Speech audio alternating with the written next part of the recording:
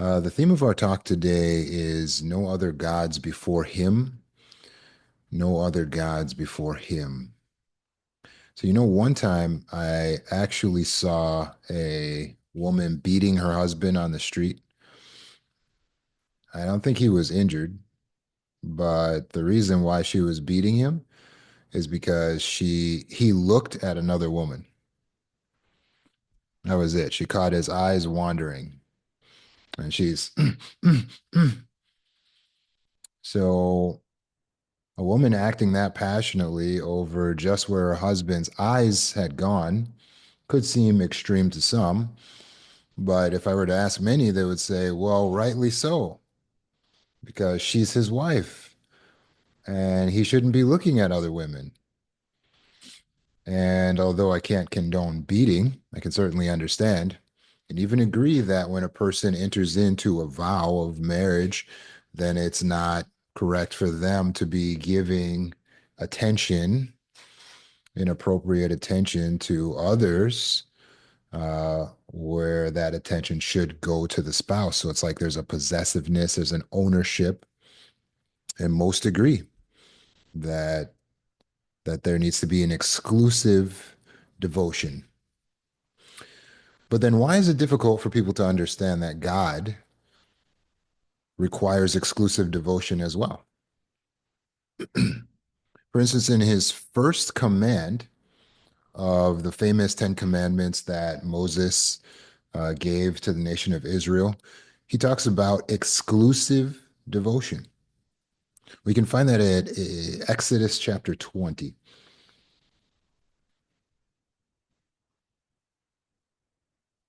Exodus chapter 20.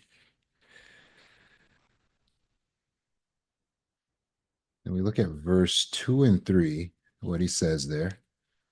He says, I am Yahweh, your God, who brought you out of the land of Egypt, out of the house of slavery. Verse 3, you must not have any other gods besides me. That seems pretty clear, right? It's his very first command. You don't know Yahweh, your creator, if you don't understand, he requires exclusive devotion. He requires you to love him above all others and to have no God besides him, which seems simple enough for those who desire to have a relationship with their creator. But in the world we live in, are people prioritizing God as number one? Back in the Bible times, in the nation of Egypt, where the Israelites were enslaved before God saved them, Egypt had many gods. They had a specific God for each individual thing that they wanted to do. If they wanted to do agriculture, they had a God for that. If they wanted to worship the frogs, they had a God for that. The flies, they had a God for that. The air, the sun, they had different gods for each and every individual thing. And so, as that might seem primitive, things have not changed. People still in the modern day Egypt of the world have multiple gods that they worship, often that they put before the creator. Some people worship government, presidents. They feel that if they elect a certain official, then that's going to solve the problems of the world. But if you look to a person to be the solution to mankind's problems, then aren't you actually elevating them to the position of a God in your life? Many people who would claim to be atheists would then turn around to say that they do look to science to solve the world's problems. They do believe in science to be the hope for mankind. And so, in their case, they're also committing idolatry. They have an idol. There is a God that they are worshiping. It is not the Most High God.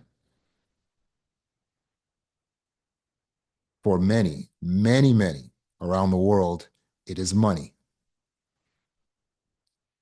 That one goes across culture, across countries, under different governments. Many people worship money.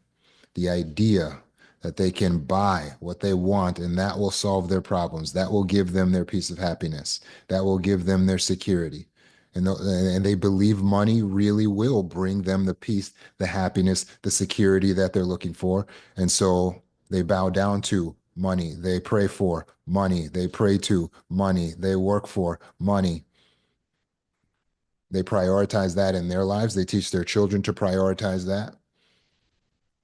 They make their entire lives about money. And so very little attention is given to the Most High God, their creator. They are not giving exclusive devotion. They're committing idolatry. For many, especially here in the United States, recreation. For those who have a hobby, some people make their entire life about that hobby. Like if skiing is the hobby, then they say things like, skiing is life, bro. It's everything. Or if it's boating, they say boating is life. It's everything. But in this way, they've actually replaced their creator with a hobby. They've made something else as equal to him, and they are now worshiping a false god. It is idolatry. For many people, it's someone in your life, like a family member, an actual human or humans, because you were raised to believe that family is everything. Family is everything. So you strive to get the approval of family. You care most about family. What is the family going to say? What is the family going to think? What can I do to please the family? And so you spend your entire life trying to please the people that in the end of your life may or may not be there, may or may not care how you've used your time, could be using you, abusing you, but you've made them your priority for what? Because there is a DNA connection. They've done nothing else to earn your worship. But yet many people feel that to please their mother, to please their father is everything. But really it is idolatry. You are replacing God. For some, it's that one man that they just recently found who seems like the man of their dreams, or that one woman that they recently found who seems like the perfect woman, and they become so taken over by this relationship. They're enveloped by the love, by the infatuation. But it is just that. It is a limerence. It is an idealization of a human being. It is temporary and it is false worship because now you have displaced your God, your creator, in favor of what? Momentary pleasure. It will not last. For many, it's their career, success. If I can just get this position, if I can get high in this company, if I can just, and you worship that career, and to what end? Well, maybe you do get a position, but will it actually make you happy? Will it actually protect you from everything that there is in life? If you put money or career as number one in life, then does that solve the potential that you'll have health problems, that we age with time, or that a family member could get sick? Career and money may not solve those problems when the time comes. It's not that career money is bad. It's just that we would never want to make it our God and put it as number one above our creator. Some people are hoping that technology is going to come through for them and solve the problems of mankind. Some people prioritize social media, but it doesn't matter what you're prioritizing. If you're putting it on the same level as God, then you are disobeying this first command that he gave to the nation of Israel. You are missing the principle behind the command. He exacts exclusive devotion. He wants you to have no other God other than him. He is the most high, Yahweh. There is no one like him. So why would you put someone up on his level when nothing would exist if it weren't for him? He already embarrassed the false gods of the nation of Egypt. Are you going to wait around for him to embarrass these gods to find out that your God is an idol? Or will you put your faith in the Most High God? Or maybe you're split in your feelings. Maybe you feel like, yeah, I do want to dedicate my time. I do want to dedicate more energy into worshiping God, but it's hard because I need to make money and I need to worry about family and I need to worry about something else. And so we're split in our decision inside of us. We feel like there's something else that is really important to us that deserves our attention. We have another God. So what would the Bible say about that? You remember the prophet Elijah. He lived in a very perilous time because the nation of Israel, which was supposed to be God's nation, was taken over by wicked Queen Jezebel, who hated Jehovah so much that she actually killed all of the prophets of the true God. The only surviving prophet was Elijah. She hated the truth. She hated true worship so much that she killed all the prophets in Israel.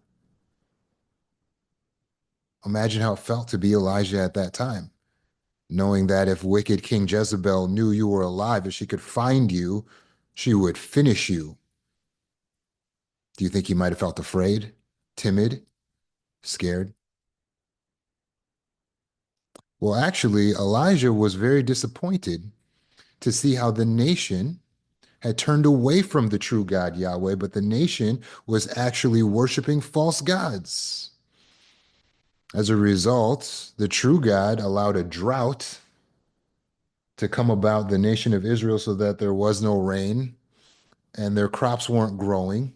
And they're wondering, why are we having a problem? Why aren't the crops growing? So they go and they pray and bow down to these false gods, like the god of agriculture, Baal. And they're figuring, okay, if we just do our ritual sacrifice to the god of agriculture, maybe he's going to bring down some rain and we're finally going to get our crops. But Elijah was disappointed to see that the nation had forgotten who rescued them from Egypt. This nation was not giving exclusive devotion to Yahweh. First Kings chapter 18. We're going to First Kings chapter 18 and verse 21.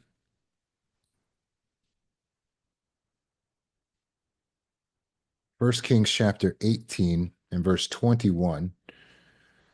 Elijah decides to have all of the people of Israel gathered, and he's going to put arrests to this nonsense, this false worship. That's First Kings chapter 18 and verse 21. It says, Then Elijah approached all the people and said, How long will you be limping between two different opinions? If Yahweh is the true God, follow him. But if Baal is, follow him. But the people did not say a word in answer to him. You see, back in those times, the prophets of the true God had immense authority because the nation was not even supposed to have a political ruler. They were supposed to just be ruled by God himself. So it would have only been the prophets that God was using as a channel to speak to the people. So the prophets could order an execution. So now imagine when Elijah is speaking, okay, what God do you want to serve? The people, they don't want to say anything. Mum is the word all of a sudden. They were just worshiping Baal 5 minutes ago. But now Elijah steps up and now they don't want to say anything. Verse 22, Elijah then said to the people, I am the only prophet of Yahweh left, while the prophets of Baal are 450 men. Let them give us 2 young bulls, and let them choose 1 young bull and cut it into pieces and put it on wood, but they should not put fire to it. I will prepare the other young bull, and I will place it on the wood, but I will not put fire to it. Then you must call on the name of your God, and I will call on the name of Yahweh. The God who answers by fire will show that he is the true God. To this, all the people answered, "What you say is good." Elijah proposes a test. Very plain, very simple. Two bulls. You make an altar over there. You put your bull on top of the altar, but don't set fire to it. I'm going to take a bull over here. I'm going to put it on top of an altar, and I'm not going to set fire to it. You pray to your God. If he brings fire down and lights it on fire, you got the true God. I pray to my God. Same thing. Then we'll see who really has a true God. Simple test. In fact, Elijah, being so confident, says, "You go first." Verse 25, Elijah now said to the prophets of Baal, "Choose one young bull and prepare it first, because you are the majority. Then call on the name of your God, but you must not put fire to it." So they took the young bull that was given to them, prepared it, and kept calling on the name of Baal from morning until noon, saying, "O Baal, answer us." But there was no voice, and no one was answering. They kept limping around the altar that they had made. About noon, okay, this is hours, talking maybe 3, 4 hours, maybe more. The sun is overhead, it's getting hot. Elijah decides to speak up. Verse 27, about noon, Elijah began to mock them and say, "Call out at the top of your voice. After all, he is a God. Perhaps he's deep in thought, or he has gone to relieve himself." That's cold. Elijah said, maybe he's off in thought and he can't hear you, or maybe he went to the bathroom. Verse 28. Oh no, he didn't finish. He said, or maybe he's asleep and someone needs to wake him up. Yeah. Verse 28. They were calling out at the top of their voice and cutting themselves with daggers as a part of their false worship. They figured maybe a blood sacrifice, right? So they took daggers and they would cut their flesh and make the blood come out. Ugh. And they're calling out to their false god, "Baal, answer us." They were calling at the top of their voice, cutting themselves with daggers and lances according to the custom until their blood gushed out all over them. Noon was past, and they continued in a frenzy until the time of the evening grain offering is presented. But there was no voice and no one answering. No one was paying attention. Verse 30. At length, Elijah said to all the people, "Approach me." So all the people approached him. Then he repaired the altar of Yahweh that had been torn down. And Elijah took 12 stones corresponding to the number of tribes of the sons of Jacob, to whom Yahweh's word had come, saying, "Israel will be your name." With the stones he built an altar in the name of Yahweh. Then he made a trench around the altar, an area large enough to sow with 2 seah measures of seed. After that, he put the pieces of wood in order, cut the young bull into pieces, and placed it on the wood. He now said, "Fill 4 large jars with water and pour it on the burnt offering and on the pieces of wood." Then he said, "Do it again." So they did it again. Once more, he said, "Do it a third time." So they did it a third time. He's drenching his sacrifice with water, just to make sure there is no question. 3 times, 4 large jars of water. There's also a trench that he dug around, so all the water would get trapped right there, like a big trench, a big pool of water right there around his sacrifice. That, by the way, to win, he's supposed to light this thing on fire. He had confidence in his God, did he not? And the water ran all around the altar, and it also filled the trench with water. Verse 36, around the time when the evening grain offering is presented, Elijah the prophet stepped forward and said, O Yahweh, the God of Abraham, Isaac, and Israel, today let it be known that you are God in Israel, and that I am your servant, and that it is by your word that I have done all these things. Answer me, O Yahweh. Answer me so that this people may know that you, Yahweh, are the true God, and that you are turning their hearts back to you.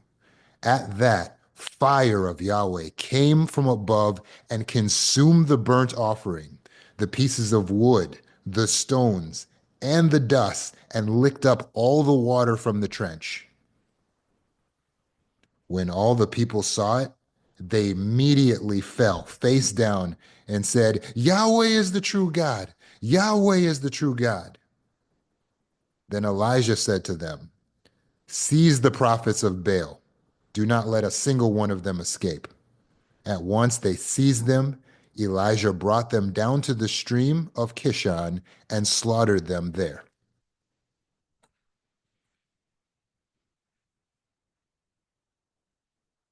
Can you imagine being there in that moment? Seeing the fire come down out of heaven that was so powerful. It not only burnt the bull, which is what it was supposed to do, but it burnt the stones, burnt all the wood, it burnt the dirt, and it dried up all of the water. Instantaneously, it said it was like it licked it up, just like that. It was such a powerful display against the evening night sky that everyone dropped down and immediately started worshiping Yahweh, the Most High God. That's your God. That's your God that you serve. He has not changed. He is the same. His requirements are the same. That you have one God that you serve. It is me and me alone. There's not another one up here with me. It's just me. And so make sure that when you're directing the worship, you're directing it to where it belongs. True worship is what we hold as most dear to us, as most important to us. What you spend the most amount of your energy and time and focus on. That's what you worship. What you adore is what you worship. One man that I spoke to recently said, My dogs are the most important thing in the world to me. Just like the time of Elijah, we are going to see a miraculous display of whose God is most powerful. This is the day of the great God, the Almighty, the day of his vengeance. At that time, your dogs will not save you.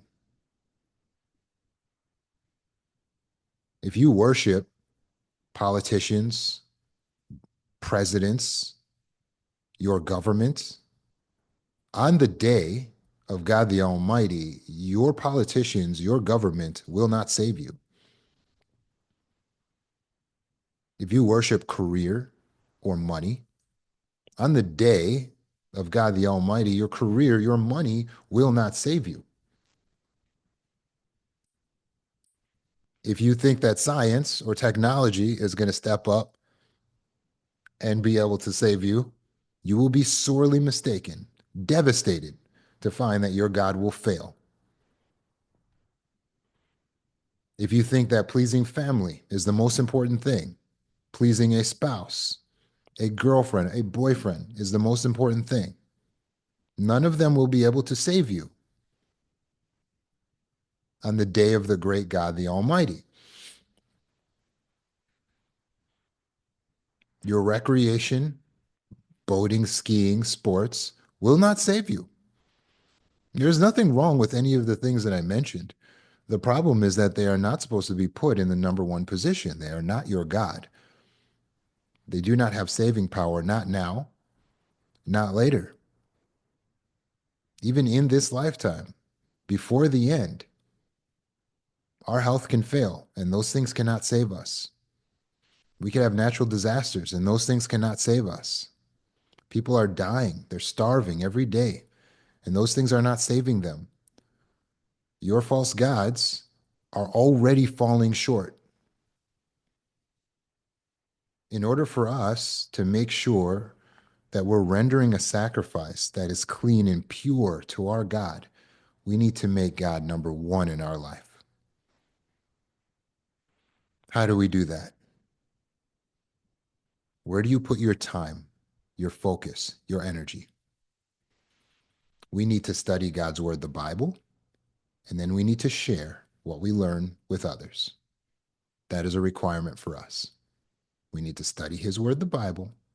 We need to get to know it.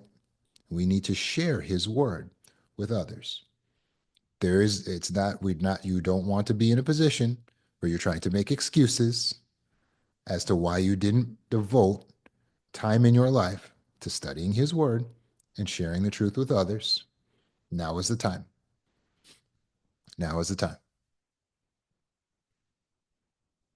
We need to dedicate time for prayer, to connect, just you and your creator, to talk, so that you have that close relationship with God. And when things get difficult, which all of us will experience difficulty, you need to put your reliance on the Most High God, which means, yes, that you'll pray to him, yes, that you will wait on him, but specifically that you will not put something else before him, causing you to sin against God in the efforts to solve your own problem. You need to wait on Yahweh. He will come for you. He will be there for you. He will save you. But you have to be patient because it's not on your timetables, it's on his. And when things are difficult, we shouldn't go out of our way to blame God for the difficulty that we're experiencing. God is not putting you through suffering. He's not trying to put you to the test by making you go through pain and suffering. James 1:13 says, "With evil things God does not test anyone." Really, every good gift, every perfect present comes from God. So let's remember where we live in this system, in this time period. Let's remember that there is a devil, there is a Satan, an opposer. Let's remember that we're imperfect and we're living in a world that's alienated from God.